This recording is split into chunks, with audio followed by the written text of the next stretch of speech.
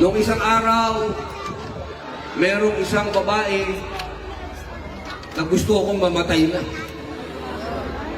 Ang sabi, sana may bumaril sa akin. Allahu Akbar. Lumabas ang mga Muslim. Ilang po ba sa akin pong social media, nasa lagpas 27 million na ang nag-share nito. At yan po ay mga Muslim. Kayo po. Dahil po sa inyo, ang babaeng ito ay humingi na sa atin ng paumanhin. Humingi ng kapatawaran. At yung kanyang kumpanya ay gumawa na rin ng aksyon. Dahil po yan sa binigay niyo sa aking proteksyon at pagmamahal. Allahu Akbar! Akbar! Akbar! Nakita po nila kung papaano magmahalan ng mga Muslim. Nakita po nila, napatunayan nila na walang iwanan sa Islam. Allahu Akbar. Ngayon po, nais ko po sanang patawarin niyo yung babaeng yun.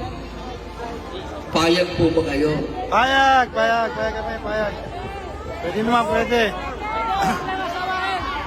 Payag po ba kayo na sulatan ko yung Air Asia at sabihin pinapatawad na natin yung babae at ibalik na nila sa trabaho? Sige, brother, alang-alang sa kamusliman, patawarin na natin. Para makita ang tunay na ugali ng Muslim, patawarin na natin. Payag po ba kayo? Sabi po ng ating leader ay payag. So, alhamdulillah, pinaparating po natin kay Julina. Julina May, ang ummah, ang mga Muslimat, unang-una na ang Muslimat, dahil sila ang unang nasaktan para sa akin, pinapatawad na nila. Allah Akbar! Ay, kung sino ka man ako ikaw, magpasalamat ka sa akin. At dahil po kay brother, ang aking pong opisina ay susulat sa Air Asia. Allah Akbar! Takbir! Takbir! Takbir! Makikiusap po tayo sa Air Asia na pabalikin sa trabaho si Julina May, inshallah.